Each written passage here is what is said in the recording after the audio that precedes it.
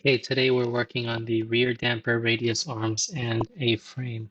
But before we jump into that, I had a unrecorded session 2 days ago where my wife kind of helped me a little bit, but I was trying to remove the seat with the bolt that I had screwed up in the previous session. Um, if you recall, the bolt was just kind of turning and I couldn't get to it from above. I couldn't take it out from below. So I ended up trying to, well, at first I tried to remove it nicely, try to see if I can sort of wedge it and then unscrew it, but no such luck there. So I tried to drill it out. It started working, but it was taking a really long time. So I ended up just taking an angle grinder to the bolt on the bottom of the car. Did it slowly because I didn't want to cut any of the other metal on the car. But after a few minutes, I got the bolt head off. And when I pulled the seat up, I looked underneath, and sure enough, I had sheared off the nutsert that was in the rail. This is a little nut that's welded to the rail that the bolt is supposed to thread into. So when I was turning the bolt, I had twisted it enough and the welding broke off essentially. So I do have to get a new rail, which means I can't install the seats in yet. But that might be good. I might want to wait for the seats until the very end. So anyways, today I moved on to trying to do more of the rear suspension so I can start doing the brake bleeding sometime later this week. So first, my sleeve bearing came in the mail today. My dealer, Rich from Campina Motors, sent it over really quick when he found out that I was missing a piece. Um, so that allowed me to finish up the driver's side rear damper, get that bolted in, torqued in. Um, Very straightforward. Next was the radius arms. So the radius arms attached to the frame, there are two options to um, attach them to on the frame. One is a little bit higher, the other is lower. The higher one is for S-Pack kits. The lower is for R-Pack kits as well as Academy cars. So I did the lower one. Um, and then on the back, it attaches the bushing goes between these two. There's like a spot on the DDon where there's sort of two brackets, and then the bushing fits between them. Um, that part is the tolerance is pretty tight. I used my rubber mallet to sort of whack it in, um, and then you just bolt it in with washers. So for all of these washers, I did the same. The chamfer side going towards the bushing.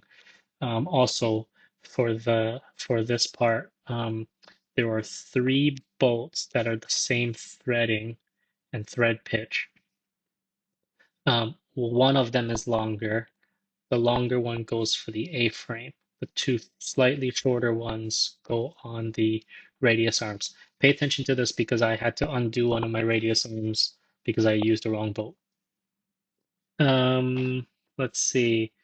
For all of this today, I copper slipped all the bolts because I figured these are all sort of moving suspension parts and it won't really hurt to add a little bit of copper slip to them.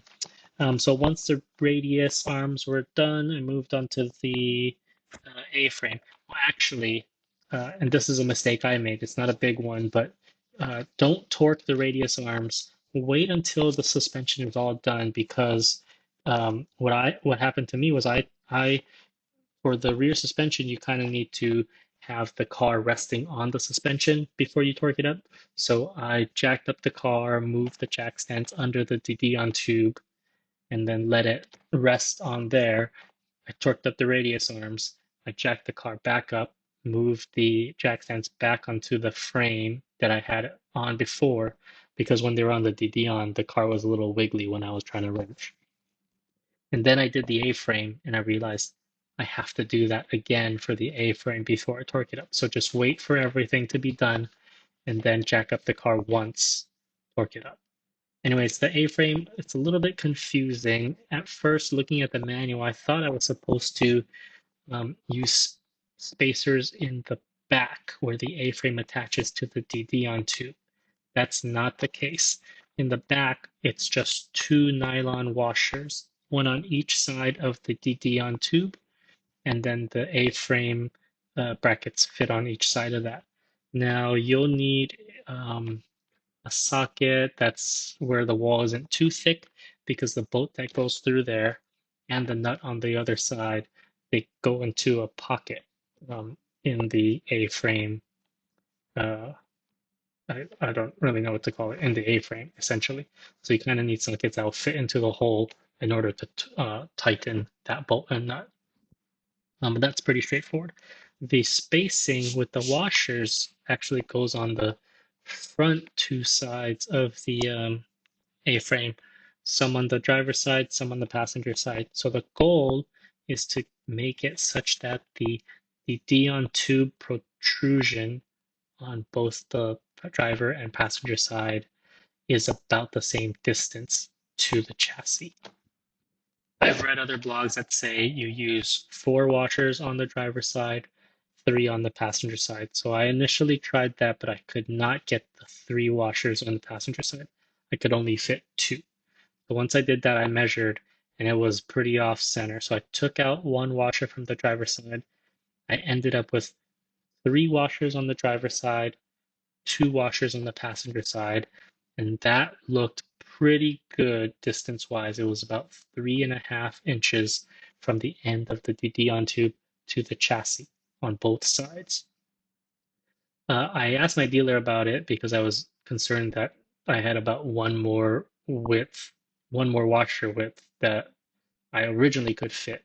He said my configuration would be just fine, but if I do want to make it more balanced, I could probably use some of the thinner washers to sort of fill out the gaps on both sides. So I may do that next time.